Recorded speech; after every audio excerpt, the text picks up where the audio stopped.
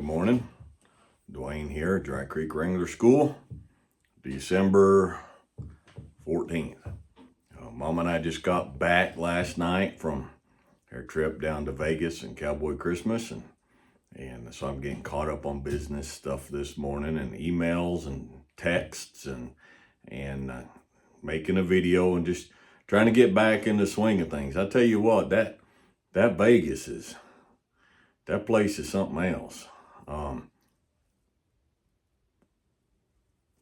There's an old black and white movie came out years ago. Ma and Pa Kettle come down from the hills. That's how Mom and I felt in Vegas. Very out of place.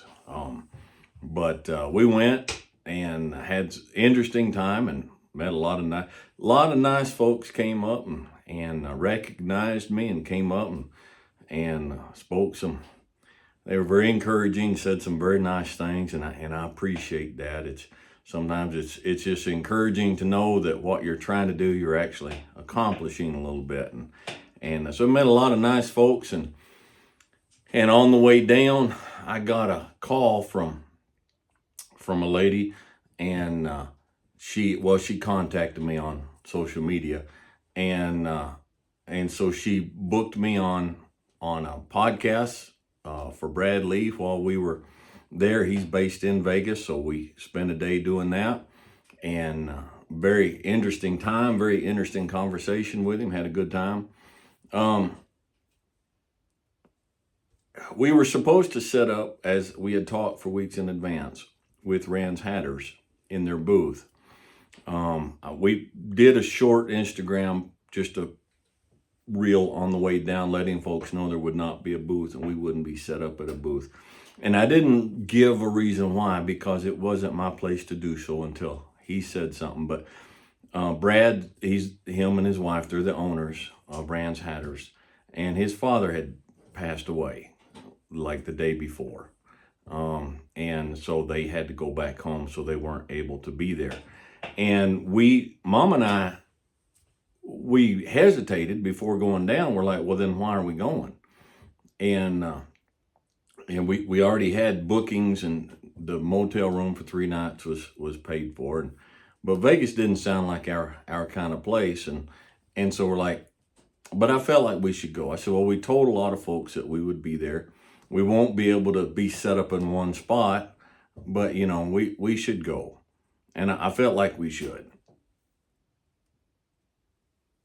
So with some hesitation and trepidation, we headed on down. And then, like I said, halfway down, we got the phone call, hey, can you come do this? And I wound up spending from 10 o'clock and 9:45 in the morning until like 4:30 in the evening with Brad. It was a good day. It was an all day thing. And then we met folks, and things happened that would not have happened if we had been in the booth. Deanna got her picture taken with Trace Adkins. I'm starting to suspect she has a fondness for tall country fellows with a deep voice. Now, I could be wrong, but I'm starting to suspect. But anyhow, she saw him, and she's like, I have to get a picture. And he was very nice, very cordial. So she got a picture with him, and we just explored a bit and did what we did, and then came home. The experience illustrates and accentuates, if you will, one of the truths that I've been contemplating on and chewing on for a while now, about life and about business. I have more and more of these podcast fellas, these successful men, business fellas, come to me about talking on podcasts. And one of the things that I see in my life and the lives of others that I know personally, that's not really brought up a lot in life, but I think is extremely important, is flexibility. Learning to go with the flow. Now, that doesn't mean losing your focus. It doesn't mean losing your drive. But it's like moose hunting in Alaska. If you've ever moose hunted in Alaska, all right, or big game hunting anywhere in the mountains in a rough country, you see the game across the valley, whether it's an elk or a bighorn sheep or moose or bear, whatever it is, whatever you're hunting, all right? And perhaps the valley's very steep, all right? It comes down, comes back up, and you're able to make the shot across the valley. But now you have to get across the valley to get your game, and because it has to be processed, and then it has to be carried out. So that's your goal, and you know what your goal is. All right. So you head down and you hit a patch of alders. And if you haven't experienced alders in Alaska, I can't describe them to you. All right. But you're like, oh, I can't go that way. So you have to be flexible. So we're going to go up and around to the west and go down and around this patch of alders. You go down and we run into this riding out here in this country. There's all of a sudden you come up over a rise and you can't go that way. I remember this summer I was riding by road. The ranch that we ride on for the school is like 6 miles away, and it's quite a bit higher than we are. And so I went up there one day. I rode horseback up there, and I left early. I had a young horse. I had a horse that needed some attention, needed some miles and some attention. I said, well, I'm going to leave early and I'm going to ride her up there. Well, I made the mistake of being part way up, and I said, I'm going to take a shortcut because here I am, and that's where I want to go. And instead of following this road that's winding around these hills and going around, I'm just going to cut cross country and I'm going to go up there. And so I went around this hill, this high knoll, went around, and there's like a gash in the earth, just steep down. I'm like, well, we're not riding that. And so then I had to go around, and the route, the shortcut I took wound up being 3 times longer than if I just stayed on the road. All right, but sometimes life is like that. Sometimes you see the goal. Now, my goal was to get to the ranch. That did not change. But the path that I chose to get to the ranch, just like the path you might choose to come down off of this ridge to get up to the other side, to the game that you shot, your goal doesn't change. Your destination does not change. But maybe you will come to something you're like, well, I can't go this way. I can't get across this way. I still want to go to the same place, but I need to take a different route. And so if you get to a place and you're like, I can't cross here, I can't do this, and you just stand there wringing your hands, oh my goodness, what do I do? You'll never get where you're going. Well, a lot of goals in life, and let's use business, all right? Let's talk business, all right? You want to start your own business. You don't want to keep working for other people. So you see your goal, all right? You know where you want to get, and you head that way. And you run into an obstacle, and you can't get there. You've got to be flexible. You have to realize that. And it's like, okay, I'm still going to go to where I'm going, but I need to take a different route. Now, a lot of times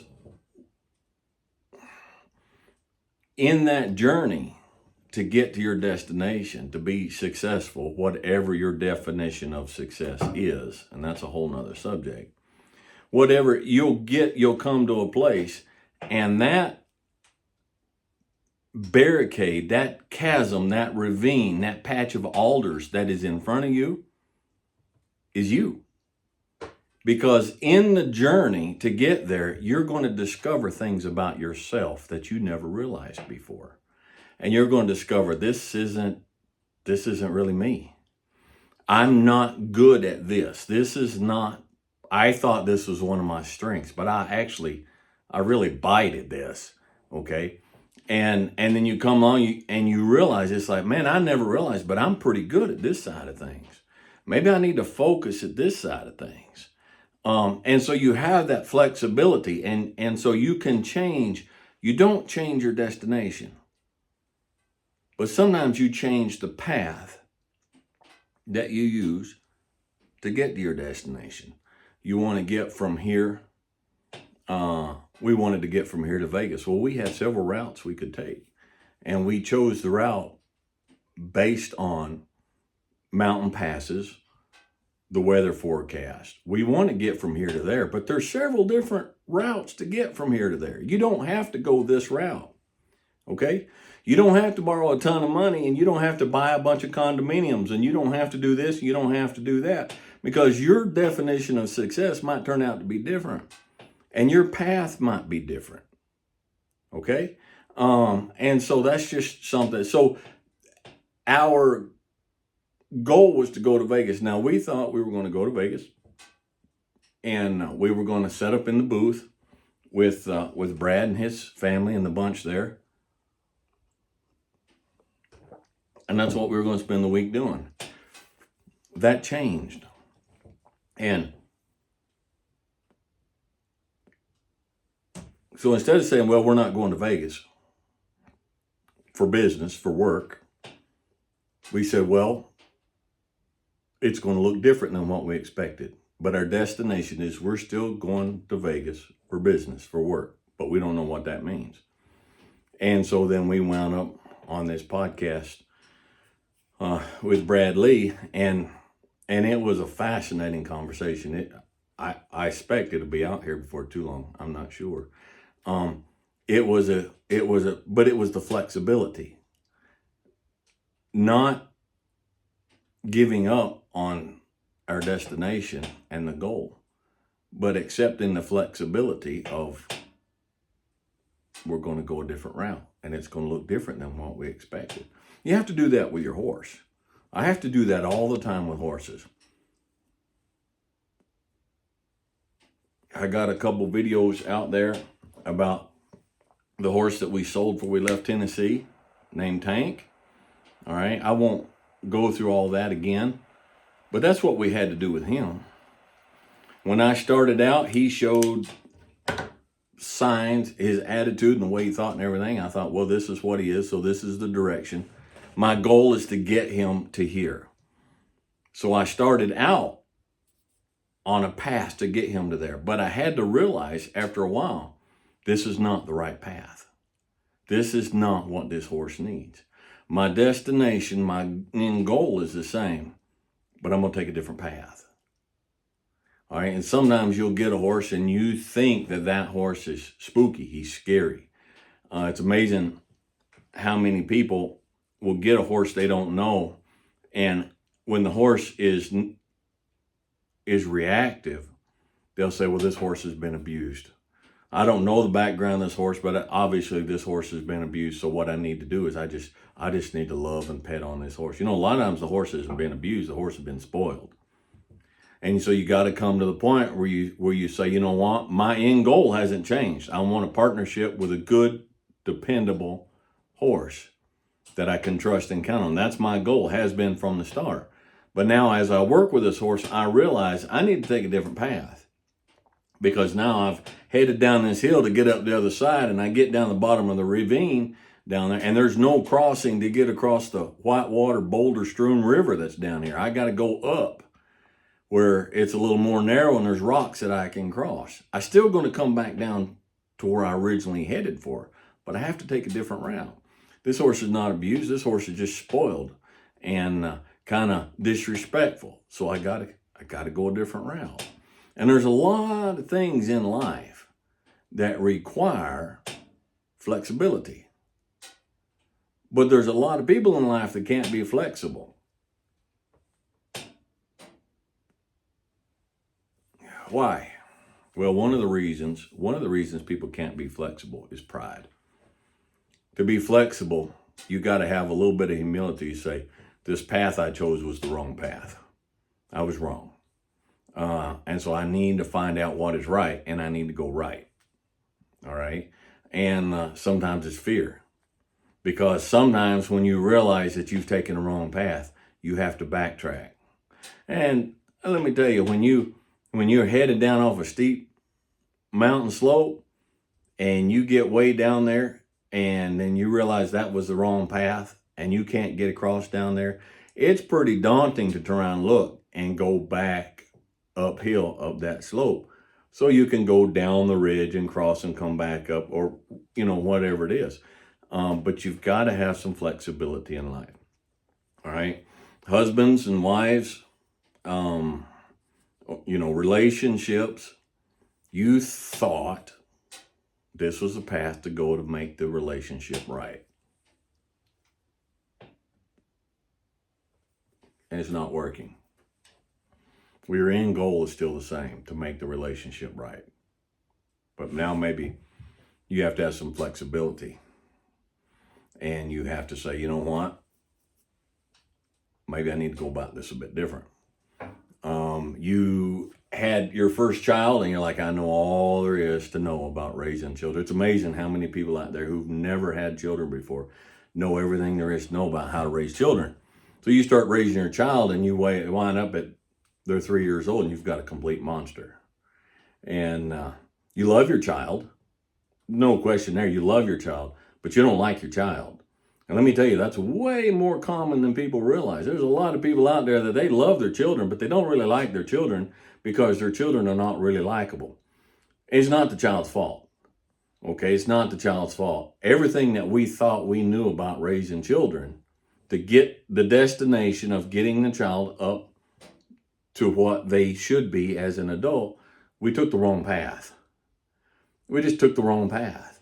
And you got to have the humility and the flexibility to say, we got to change how we're doing this because the results are not working out.